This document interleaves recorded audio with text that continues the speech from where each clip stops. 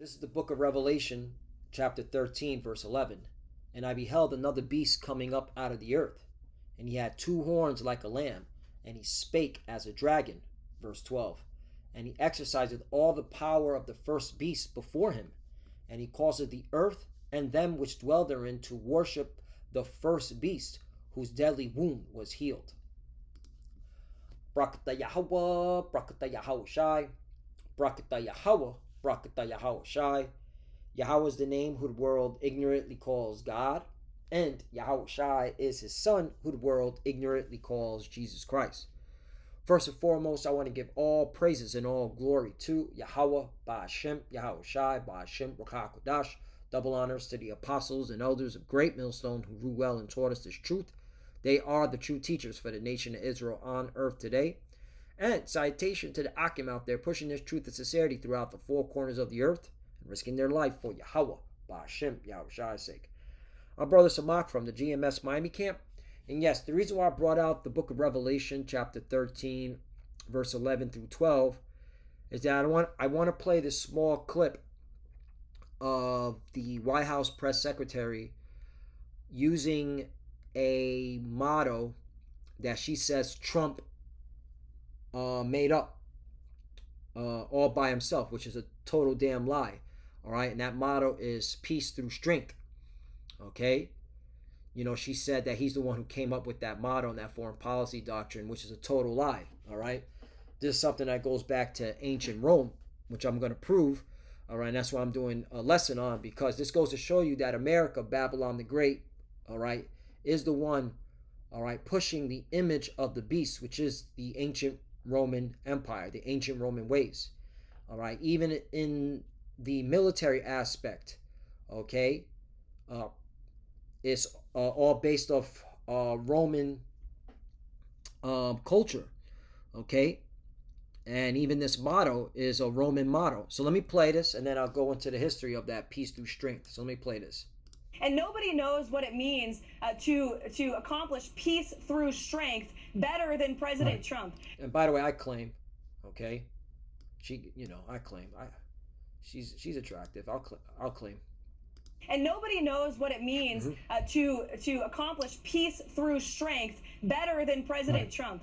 He is the one who came up with that motto and that foreign policy doctrine, and he successfully implemented it in his first term. All right, so there you go. There's the lie. Typical Edomites lying. So there you go. Peace through strength. But where does that come from? Okay, where does that come from? So let me pull out, what does it mean, peace through strength? Peace through strength is a foreign policy doctrine that suggests that a nation's military and economic power can deter aggression and maintain peace. It argues that a strong military acts as a deterrent, discouraging potential adversaries from attacking due to the anticipated cost and risk of engaging with a powerful nation. This approach emphasized the importance of robust defense and credible threat of retaliation to maintain stability and prevent conflict. Right, that's a basic generic term, but here's the concept. The concept has been advocated throughout history, with examples ranging from the Roman Empire to figures like President Reagan. Reagan in particular strongly believed in maintaining a strong military to deter the Soviet Union during the Cold War. Right, so even Reagan used this, all right, in the time of the Cold War era, okay, and basically outspending your enemy, which America's trying to do now, but it's going to fail miserably. Because this country is through. This country has taken on too much debt, all right, and the economy is going to collapse, all right. It's inevitable. So Trump's trying to basically do a Reagan 2.0. But again, that whole peace through strength goes back to the Roman Empire. Okay, let's go to this article right here. This is from MSNBC. It says Team Trump keeps claiming credit for coming up with phrases that already existed. Here it is. Civis pacem parabellum, in a Latin phrase that emerged in the 4th century that means if you want peace, prepare for war. O'Brien explained the concept or origin dates back even further to the 2nd century Roman Emperor Hadrian, to whom it attributed the axiom peace through strength. Right, now Hadrian, I believe, is one of the 5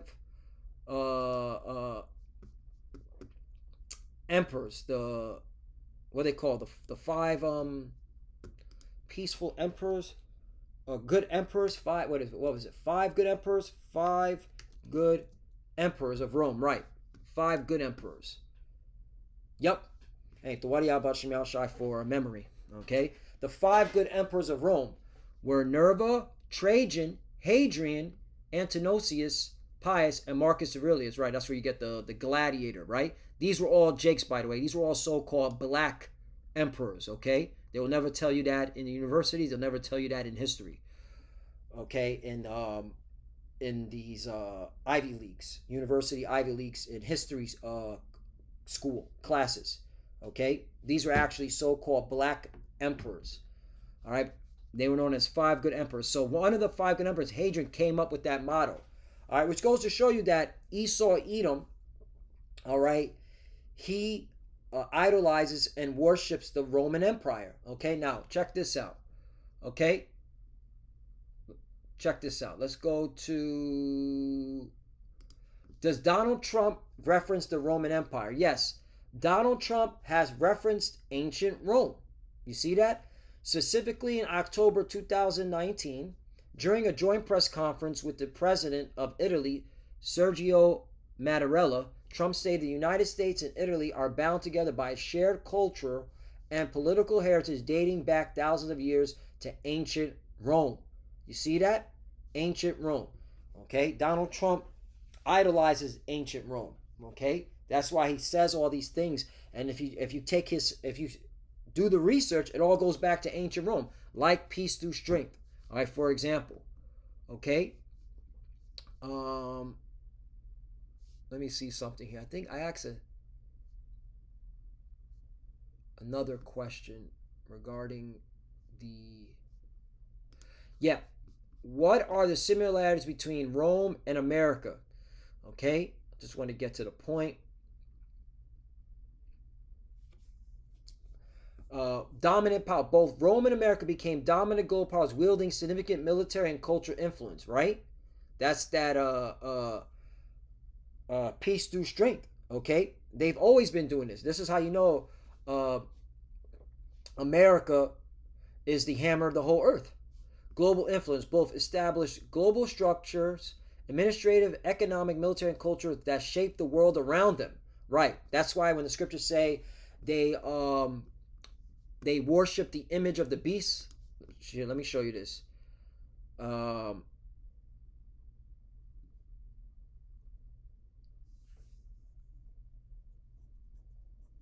Right here, 12.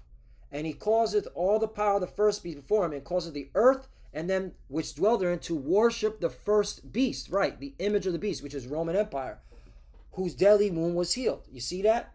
Okay, this is how the whole world, okay, worships the image of the beast. Okay, the ancient Roman ways. That's the image of the beast. So that right there just, hits right there. I want to bring something else out. Here it is. Similarities in government and law.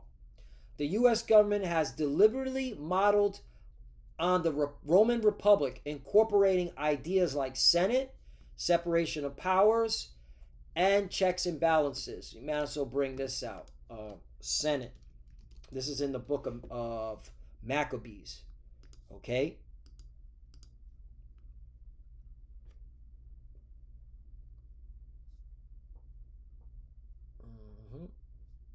Here it is.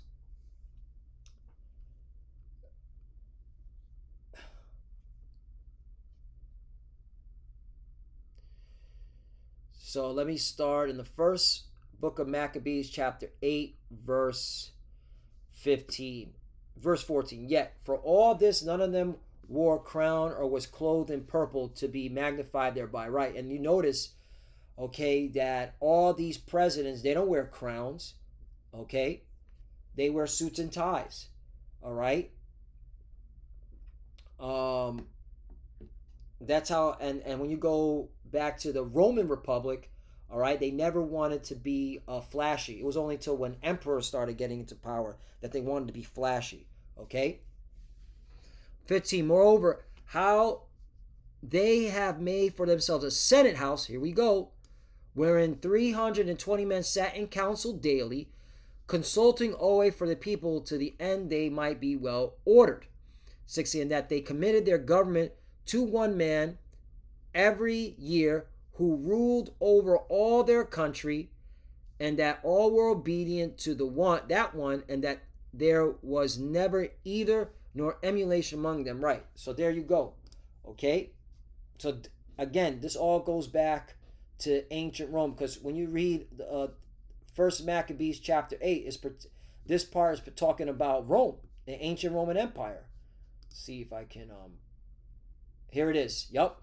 First Maccabees chapter 8 verse 1. Now Judas had heard of the Romans, that they were mighty and valiant men, and such as would lovely accept all that join themselves unto them, and make a league of enmity with all that came onto them. Right, and that's what the Romans were known for, which goes right back to here. This is the spirit, because I was just reading this part right here. Here it is. Open societies. Both were known for absorbing diverse cultures and granting citizenship to newcomers. Right. This is why Paul said he was a Roman. He was a citizen of Rome. All right. Just like here in America, we're citizens of America. That doesn't mean we're American by blood. No, we're Israelites. Okay. Hey, lessons within lessons.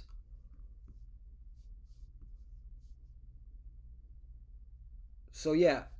So there you go. But that's the point. So when you read First Maccabees chapter 8, the first part, you get the context of what this is about, the first verse, and then, just jump down to the 14th, 15th, and 16th. And this is all talk about how Rome is set up, and America follows the Roman ways. This is the image of the beast, okay? And they push it out. That's why you see that peace through strength. It all goes back to Rome. Now let's get Donald Trump worships the Roman ways, okay? And it's funny how this this pretty Edomite had to lie. You know what I'm saying? Caroline Levitt, okay, over here lying and stuff. But that's what she does. She's got to make the president look good. She's got to make Donnie look good for the retarded Americans that don't know history. Anyway, all right. So let's go back to Daniel chapter 7 verse 19. Then I would know the truth. Now, I want to bring out Daniel, not back. Let's bring out Daniel, excuse me. Then Daniel chapter 7 verse 19. Then I would know the truth of the fourth beast, right? Because again, Daniel is he received a vision of the four beasts, and now he wants to know about this fourth beast, because he knows through this fourth beast is the end of these heathens' rulership, more specifically Esau, Edom, and that Israel will possess the kingdom forever. That's why up here in 18, where it says, "But the saints of the Most High will take the kingdom, possess the kingdom forever, forever and ever," right? And that's why in verse 19. That's why Daniel said, then I will know the truth of the fourth beast, because he knows from this fourth beast, okay, once out of this fourth beast, all right, is the end of these heathens' reign. All right, that's why he was focusing on the fourth beast, which is the ancient Roman Empire, all right, which was diverse from all the others, exceeding dreadful, whose teeth were of iron, and its nails of brass, which devour, break in pieces, stamp the residue with its feet. Right, the Roman Empire was known, okay, for being a fierce military kingdom, okay, that was able to take down all these other nations through their military, okay. 20.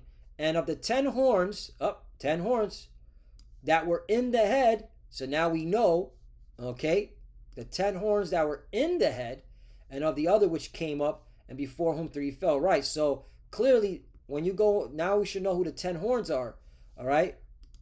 Once again, the 10 horns is the, today, which is the European Union, formerly known as the European Economic Community, right? There, wow, even the AI. Woo, hoo, hoo, hoo, hey, This is the AI got it. The interpretation. The 10 horns are often interpreted as these successor kingdoms. Some interpreters focus on specific tribes and nations that emerged from the Roman Empire, such as the Visigoths, the Ostrogoths, Franks, and Angles. There we go. Okay, there we go. Oh man, that is deep. That is deep. There it is. Yup. There it is.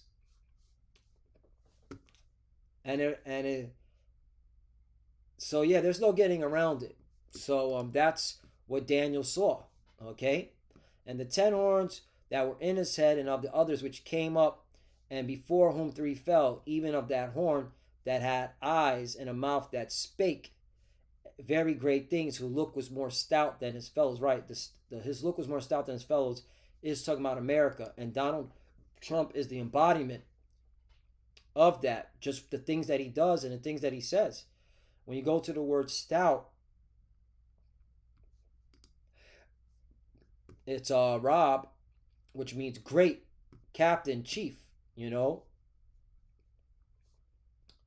And he's known as the chief commander, right?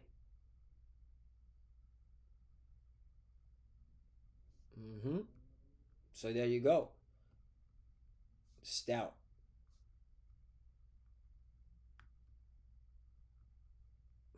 Speak great things. Speak proudly. Right? Isn't that Donald Trump? Okay, make America great again. We're the best. All right? We have the most strongest military. No one could take us down. Impiously. Yeah, impiously. That's a nice $100 word. Impiously. Definition. Not showing respect or reverence, especially for God. That's Donald Trump. Impious. Okay? He's godless, ungodly, not pious. There you go. So yeah, I thought this was very interesting. You know, they use this term peace through strength, but it goes back to ancient Rome. All right, which goes to show you Donald Trump idolizes and worships ancient Rome. All right, just like the politicians, just like this whole government infrastructure, it's all based off of ancient Rome. Okay, and so this is just more proof that we're in these times, we're in the end times, and the Lord's going to take this devil out of power. So Lord willing, that's edifying. I thought that was very interesting. Just to bring out that peace through strength motto that Trump is trying to coin for himself, but that's a lie. Okay, it all goes back to ancient Rome. So with that, I want to give all praises and all glory to Yahweh, Ba'ashim, Yahushai, Ba'ashim, Rakakwadash. Double honors to the apostles and elders of Great Millstone who grew well and taught us this truth. They are the true teachers for the nation of Israel on earth today. And salutation to the Akim out there pushing this truth and sincerity throughout the four corners of the earth and risking their life for Yahweh, Ba'ashim, Yahushai's sake. Love you, brothers. Keep the door, keep the faith, keep pushing, keep fighting, keep studying. Pray without ceasing. Pray for each other. Pray for the apostles, elders. We're almost out of here. This is all right. Keep pushing. To the futures that are watching, keep studying. When you pray, Jacob Shalom.